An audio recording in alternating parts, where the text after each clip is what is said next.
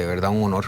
Don Mario, tal vez empecemos por el tono del presidente. Llevo 3 años entrevistándolo constantemente no, en 3 oportunidades, en 3 años distintos, en 3 situaciones completamente distintas, y pareciera que el tono en el confrontativo que utiliza el presidente, la forma en la que él se dirige a la gente, la forma en la que tiene planificada cómo va a dar sus respuestas, no ha cambiado y no va a cambiar, a pesar de que mucha gente le dice que esperan de que sea más abierto, que tenga mayor apertura, que cambie su forma de ser, que no critique directamente, pero pareciera que eso no va a cambiar. ¿Cuál es su lectura con respecto al tono? Estoy de acuerdo. La verdad es que los números a uno le pueden gustar o no, las formas del presidente, pero los números lo están avalando. Hay un bloque muy importante que yo estimo que anda entre 54 y 58%, que tienen tanto un gusto por el estilo del presidente y por sus formas. Y yo creo que ayer hay 5 frases que yo rescataría de lo que dijo el presidente. Una, y definen su estilo: yo me vine a comer broncas, yo no he aflojado, ¿verdad? Eso va definiendo una autopercepción del presidente y un posicionamiento narrativo de él como un presidente líder del gobierno que está dispuesto a enfrentarse a conflictos, a asumir los costos políticos para lograr resultados, digamos, en el concepto del diferenciándose de sus antecesores. 2, una pregunta muy interesante, Michael, que usted le hizo, refiriéndose a los vetos, y que el presidente lo que dijo: la situación se va a poner peor de los vetos, ¿verdad?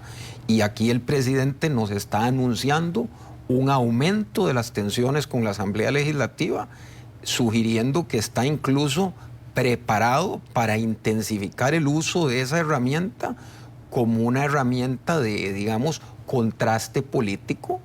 3, entrando más a la forma, una frase que me llamó la atención, de que estoy parafraseando, no necesariamente en las notas las tengo literales, que resentirse por la forma en que yo digo las cosas no es falta de madurez, es falta de patriotismo. Eso está enmarcando y redefiniendo las críticas a su estilo comunicacional, desplazándolo a una falta de compromiso de los diputados con el país, y pasa la discusión desde el plano político al moral.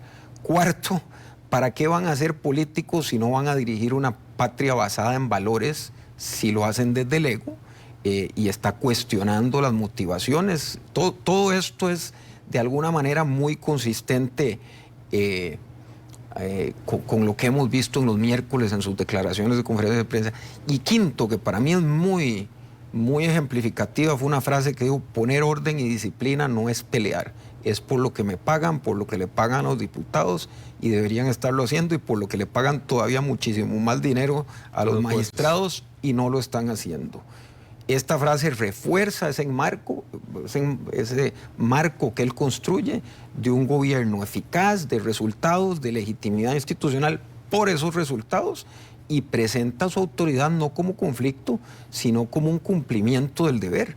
Y eso resuena, volviendo a lo que dije, en ese 54, 58% que lo apoya, que no ve el estilo del presidente como negativo, más bien lo ve como necesario. Ahora, tiene uno, diría popularmente, tiene el rancho ardiendo en muchos temas. Yo se los mencionaba ayer, que lo haya mencionado el tesorero del Partido Pueblo Soberano, como que había hablado con un don Rodrigo, en lugar de rehuir al tema, de una vez me dice: sí, fui yo, pero fue hace 4 años. Tiene el tema de la Junta Directiva del Banco Nacional, hoy tiene el tema de la Sala Constitucional condenándolo por violaciones o supuestas violaciones a lo que es la libertad de prensa, pero pareciera que ninguno de esos temas tiene la situación de las críticas fuertes a nivel de Asamblea Legislativa por parte de los diputados de oposición que le critican la falta de agenda legislativa, pero pareciera que ninguno de esos temas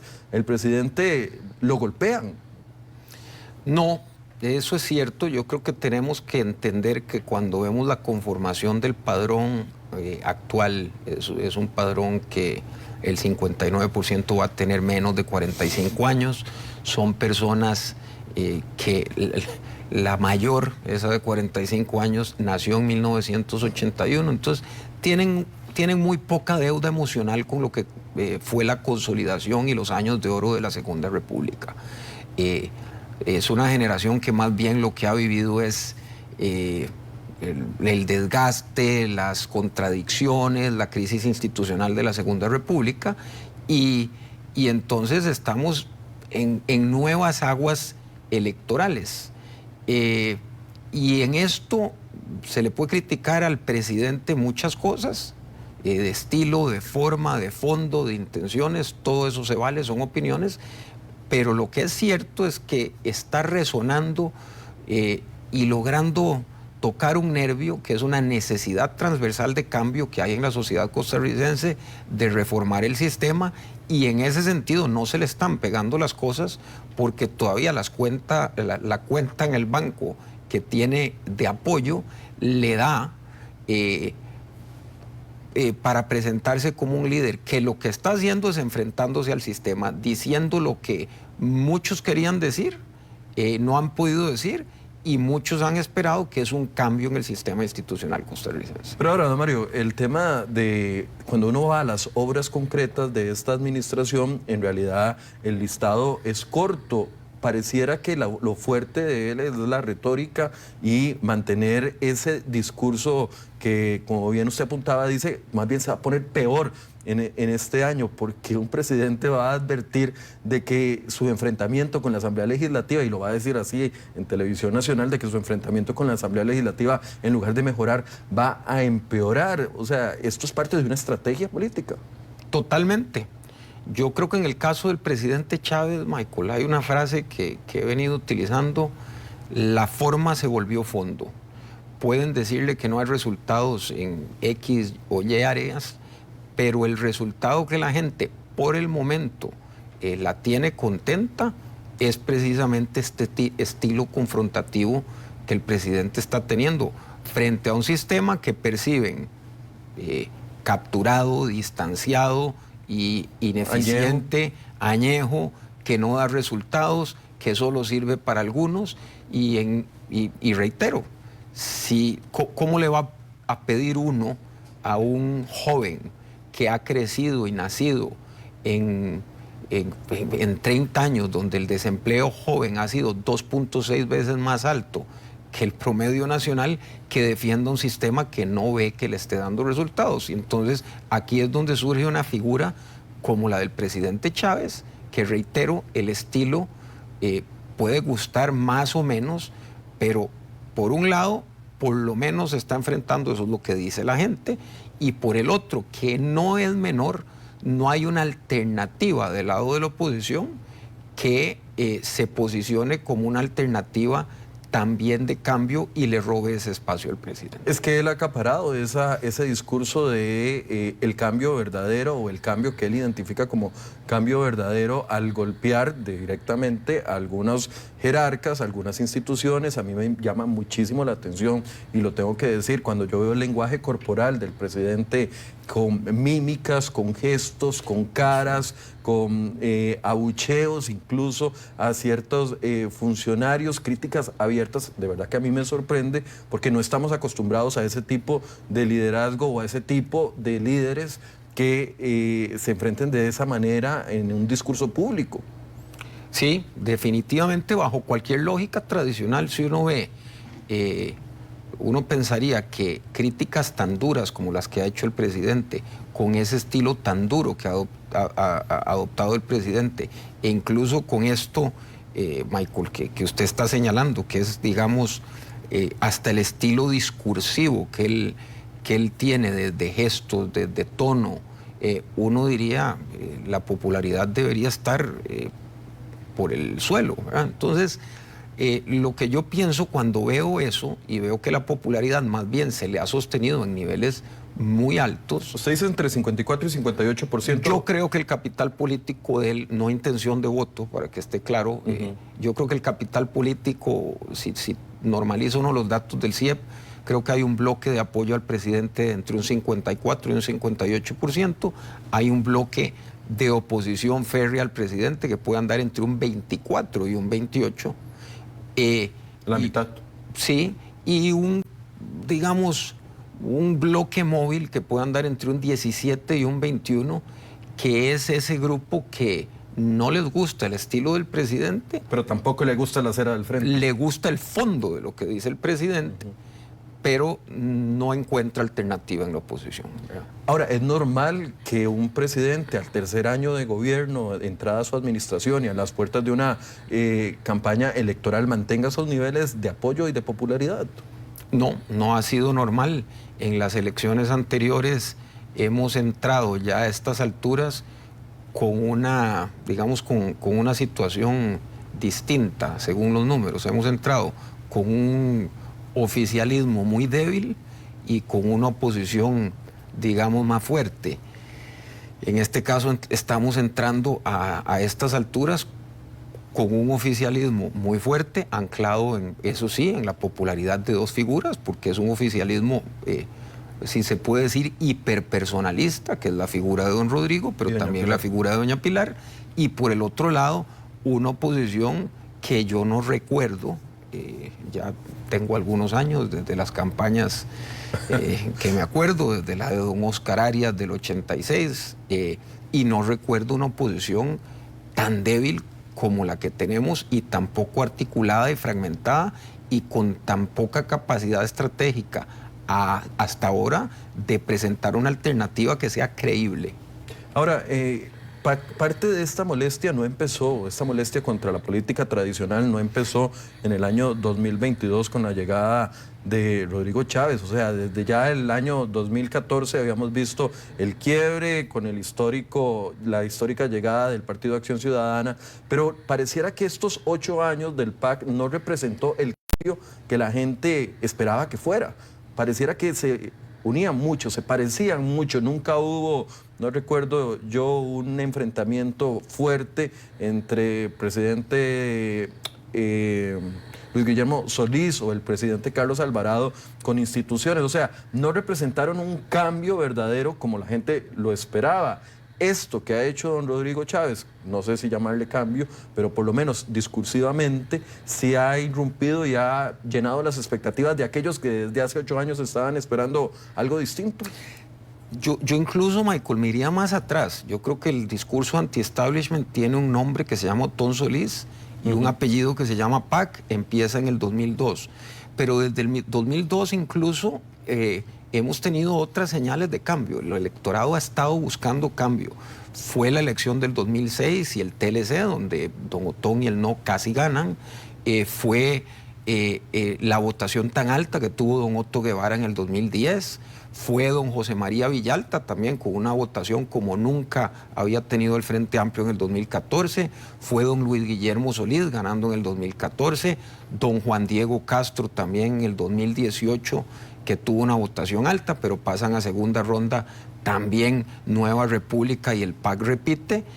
Y yo creo que los dos gobiernos del PAC, que el PAC es el voto por el cambio, esos dos gobiernos fueron el voto por el cambio, pero fue un cambio dentro del mismo sistema que al final no resolvió las expectativas que tenía la gente de una verdadera transformación estructural.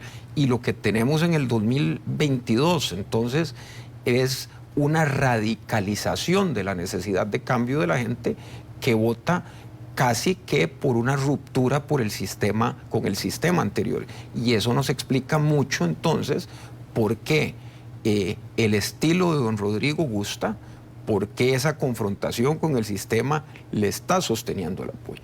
Ahora, ¿qué podemos esperar de cara al próximo año que viene, don Mario, de acuerdo a las expectativas? Porque si uno ve el menú en este momento, de los que han salido a la luz y de los que conocemos, pareciera que el menú es muy parecido a años anteriores. Yo veo a un José María Villalta volviendo, porque sin José María Villalta, hay que ser claros, el FA no saca la cantidad de diputados que logra cuando José María Villalta es candidato presidencial. Ya don Eliezer Feinza ya ha dicho sobre intenciones de ratificar su candidatura. Lo mismo también ha dicho Fabricio Alvarado. Conocemos de Juntos Unidos Podemos, doña Natalia Díaz. O sea, pareciera que no hay una figura disruptiva que pueda venir a hacerle frente. Bueno, tenemos a don Álvaro Ramos en Liberación Nacional y a don Juan Carlos Hidalgo también en la Unidad Social Cristiana, pero no vemos una figura, o al menos yo no lo interpreto así, una figura que venga con el mismo peso y la misma fuerza